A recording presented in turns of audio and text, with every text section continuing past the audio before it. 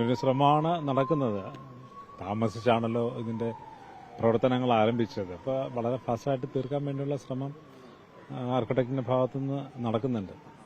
ഒരു ഡിസൈൻ കണ്ടത് അതിനകത്ത് BSന്റെ ഈ സ്മാരകത്തിന്റെ ബാക്കിൽ ഒരു ചുവർ ഭിത്തിയുണ്ട്. ആ ചുവർ ഭിത്തി ഒഴിവാക്കുന്ന കാര്യം അങ്ങനെ എന്തെങ്കിലും ചർച്ച വന്നിരുന്നോ? അതെല്ലാം കൂടെ ചേർന്ന ഒരു ഡിസൈനാണ് അതിന് ഉള്ളത്. അപ്പം അതിൽ അരുവൾ ചുറ്റിയൊക്കെ ആയിട്ടുള്ള ഒരു പാർട്ടി സിമ്പലുകളൊക്കെ ഉള്ള ഒരു ഇതാണ് ഡിസൈനാണ് അതിനകത്തുള്ളത്. പാർട്ടി സിമ്പലുകളൊക്കെ ആകുമ്പോൾ ഒഴിവാക്കണോ വേണ്ടിയെന്നൊക്കെ പാർട്ടിയല്ലേ തീരുമാനിക്കുന്നത്. അത് അവർ മൊത്തത്തിൽ പാർട്ടിയുടെ ഒരു മേൽനോട്ടത്തിൽ നടക്കുന്ന ഒരു പ്രവർത്തനമാണ്. അപ്പോൾ അതൊക്കെ പാർട്ടി തീരുമാനിക്കും. CPIM ചില അഭിപ്രായങ്ങൾ മുന്നോട്ട് വെച്ചിരുന്നു. 49 വർഷങ്ങൾക്ക് മുൻപ് മരിച്ച TV തോമസിന് പുതിയ സ്മാരകം വേണമെന്നുള്ള ആവശ്യം വന്നിട്ടുണ്ട്. അപ്പം അതിൽ രമ്യതയിൽ പരിഹരിച്ചു അത്തരം ചർച്ചകൾ. പാർട്ടികൾ തമ്മിലുള്ള കാര്യം എനിക്കറിയില്ല.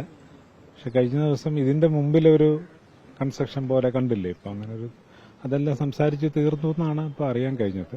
വേറെ കൺഫ്യൂഷനൊന്നും ഇല്ല എന്നാണ്. അപ്പോൾ നമുക്ക് പ്രവർത്തനമായിട്ട് മുന്നോട്ട് പോകാം, കുഴപ്പമില്ലെന്ന് തോന്നുന്നത്. BSന്റെ ഇത് റോഡിലേക്ക് കാണുന്ന രീതിയിലായിരിക്കും അല്ലേ സ്മാരകം ഉള്ളത്? അല്ല, സ്മാരകങ്ങളെല്ലാം അങ്ങനെയാണല്ലോ. നമ്മൾ ഹൈവേ ഫേസ് ചെയ്താണല്ലോ എല്ലാം. ഇപ്പോൾ ഇവിടെ ഉള്ള സ്മാരകങ്ങളും അങ്ങനെ തന്നെയല്ല നിൽക്കുക. അപ്പോൾ വേറൊരു സൈഡിലേക്ക് തിരിച്ചു വെച്ച് നമുക്ക് സ്മാരകം ഉണ്ടാക്കാൻ കഴിയില്ലല്ലോ. അപ്പോൾ ആ രീതിയിൽ തന്നെയാണ് പോകുന്നത്. അതൊക്കെ എന്താണോ ഇങ്ങനെയൊക്കെയുള്ള ഒരു ഡിസ്കഷൻ വന്നതെന്ന് തന്നെ വളരെ വേദനാജനകമാണ്. ഇത്തരം ചർച്ചകളൊക്കെ ഒന്ന് മാനസിക ബുദ്ധിമുട്ടുണ്ടാക്കി വെച്ചോ? തീർച്ചയായിട്ടും. കാരണം നമ്മൾ കഴിഞ്ഞ കുറേ നാളായി ആഗ്രഹിക്കുന്നതാണ്.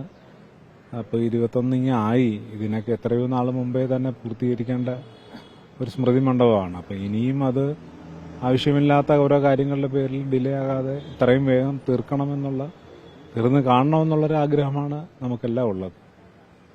അതിനിടയിലാണ് ഇങ്ങനെ ഒരു ചർച്ച വന്ന് താമസം ഉണ്ടാക്കി. ഇങ്ങനെയൊക്കെ ഓരോ കാര്യങ്ങൾ